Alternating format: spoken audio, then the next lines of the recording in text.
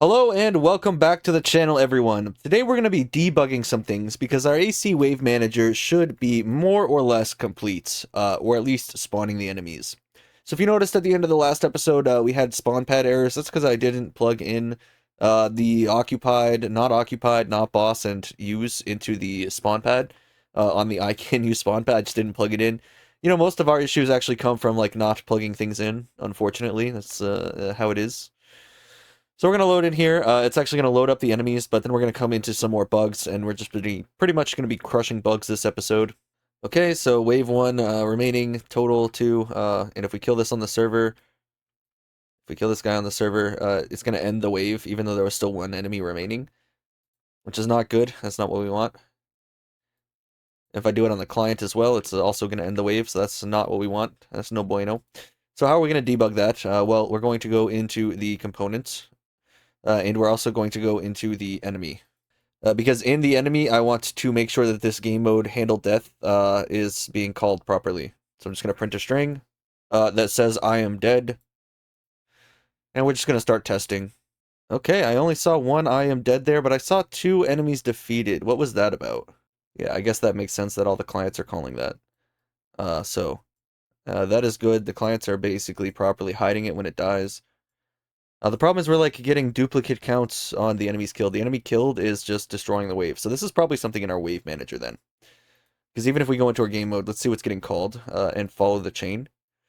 This is how I usually debug things, right? We follow the chain. So when we handle enemy death, we tell the spawn manager to set an enemy as inactive, which handles the enemy death and despawns the enemy.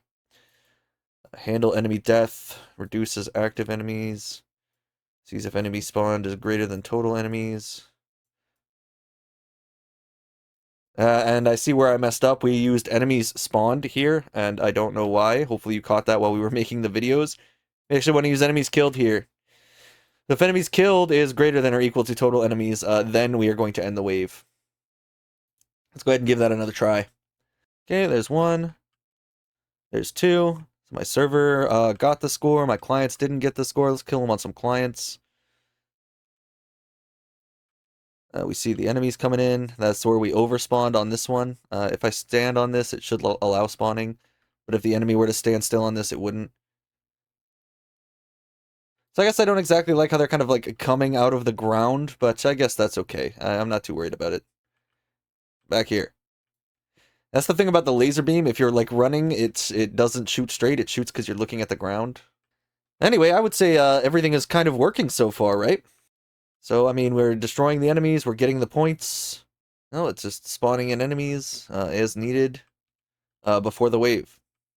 So yeah, I mean, the team score is going up. It looks like, I can't watch every screen at the same time, but it looks like everything is going up properly. The remaining enemies, the wave, the team scores all synced up, the individual scores all different as it should be.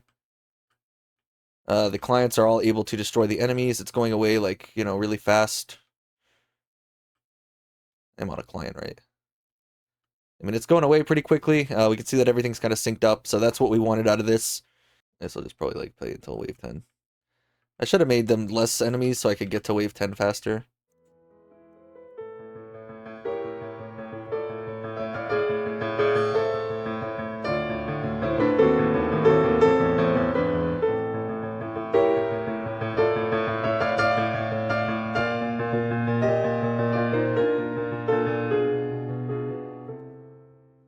Boom! Okay, we finally got an error here. We got the random enemy failed, and this is from the boss. So yeah, something definitely happened while we were bossing there. So everything kind of worked the way we wanted it to. As you notice, we had low FPS. We're gonna get into that probably in its own little thing, but basically running all of these at the same time, I'm just gonna get low FPS. I'm baselining 40. So the enemies, having that many enemies in, like each one has its own movement component and stuff like that, so it does get a little expensive to run, and that's going to be what determines kind of your max alive and stuff like that. Okay, I didn't see any more errors, so I'm kind of okay with that for now. And I think we kind of have a little bit of time here, so let's go ahead and work on our bossing, because our boss is where the game broke, right? And that's because we didn't set up defaults in our boss. So on our enemy base here, we have all of these variables, but is boss needs to be instanced. Because that is boss is going to need to get checked on the enemy here. So the default here is boss. I guess you don't necessarily have to make it instance, but it's nice to have it. So now that the boss is instanced, we actually need a way to figure out if a spawn pad in the game is a boss pad, because we never did that either. So we're going to drag just a random spawn pad out here in the middle. And the direction is going to be center. And we need to know if this is a boss pad. So I thought we did this when we made it, but boss needs to be instanced and exposed as well. That way we can actually click, yes, this is a boss pad. Otherwise, the system's going to have no way to find the boss pad in the game. Likewise, to test this, I'm going to go all the way back to my begin play, and we'll have an episode here where we clean this up. That'll be its own thing. Like a bonus episode, I guess. But yeah, way back here in the begin play, when we start this, we are setting the wave. I'm just going to set this to wave 9. That way I don't have to worry too much about it. I'm going to delete that print string. I'm going to take the total number of enemies on wave 9 down to 5. And that should be okay, because we'll still be able to see a lot of good stuff when we get in there. I'm also going to play this in standalone so that we're getting slightly better FPS here. Because it's annoying to play with low FPS, I accidentally still did it with 4 characters. God damn it. And this probably isn't going to work because we don't have the multiplayer stuff actually in added on, like the framework for lobbies and stuff like that. Is it going to work? Wow. That's actually going to work. That's crazy. And we're getting like even worse frames on like the other ones, but you know, it's fine. That's because we're running 3 standalone games now. My poor CPU. My poor CPU. I can't play like this, man. I can't play like this. My poor CPU. Oh my god. Okay, we defeated our enemies. Hopefully the game crashes out now. This is not what I wanted to do. No, it didn't crash out the boss spawn. Damn it. That's not good. Anyway, yeah, this one should be spawning in a lot of enemies, right? 35. But I didn't notice a frame drop. But let's be honest, we're running at 3 frames per second. So noticing a frame drop there would have been pretty hard, right? We're playing at 3 frames per second. I can't tell the difference between 3 and 1 FPS, okay? So we're going to set this down to 1 player, and we're just going to go ahead and try again. That's what I wanted to do in the first place, was just do that in 1 player. Because we want to get a good ballpark baseline of how long it is taking all of these enemies to spawn, where we spawn them in blocking, right? So I'm going to say stat FPS. Let's see, we're running at 90. And the more enemies you have running around at a time, the more movement components that are going to be active and moving, and the lower your FPS is going to go. That's unfortunate. That's the unfortunate reality of just enemies and movement components, right? So if you end up with wanting to have like super horde games where you have hundreds and thousands of enemies, you're going to want to use like a crowd manager and basic static meshes, heavily optimized static meshes, and have them kind of moving in the distance, not be this close. But when you're this up close and personal to the enemies, right, it's kind of hard to have them be billboard.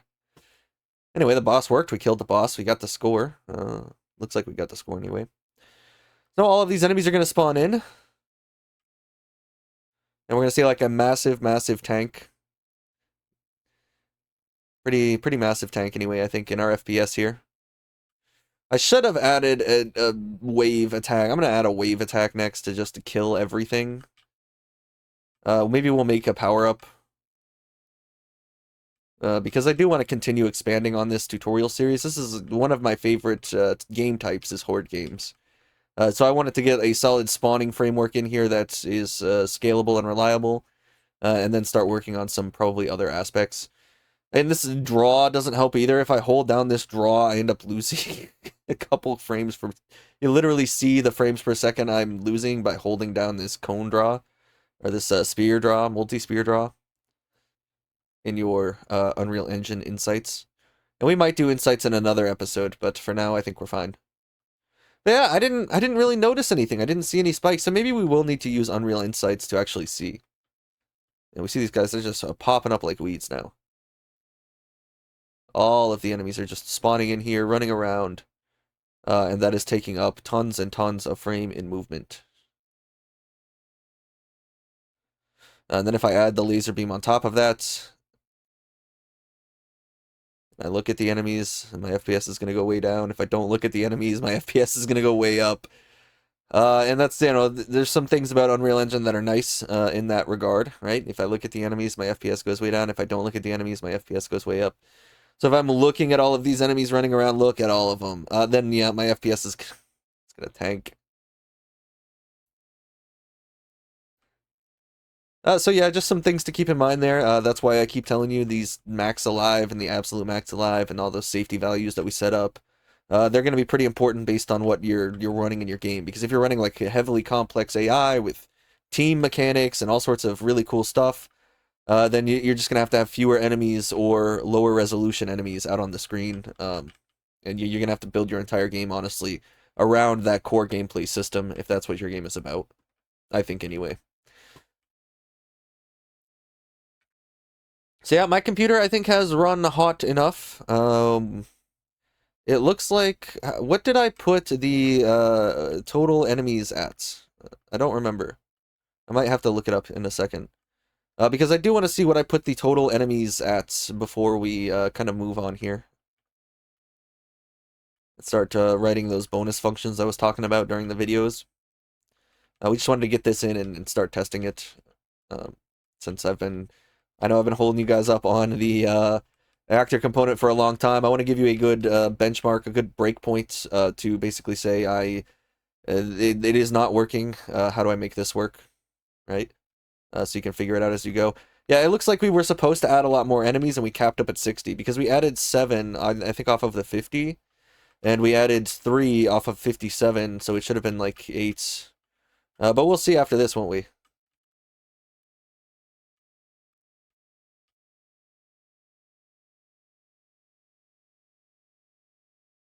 I also like to think in most circumstances you're going to have a private server or not be running with a player as the server owner. And that should free up some frames as well. Hopefully.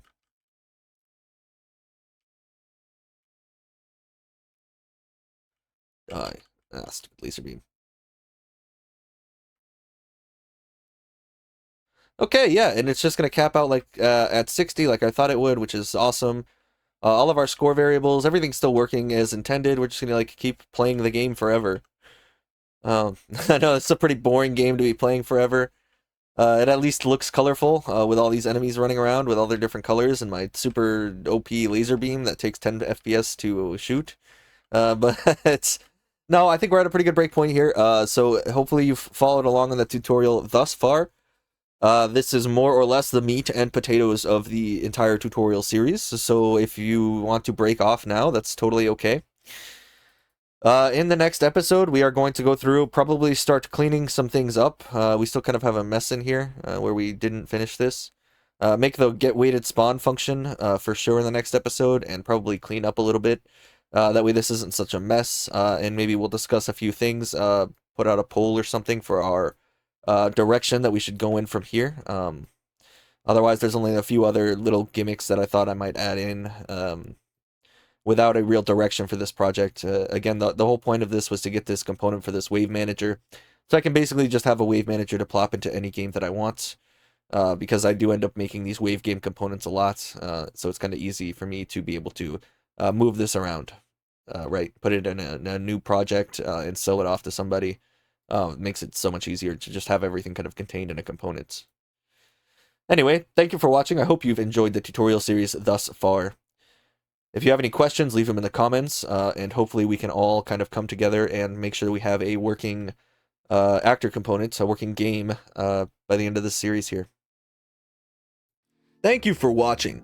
Consider joining our Patreon. For just $3 a month, you'll get instant access to all of the project files and the videos as soon as they come out. Now, on to the next one.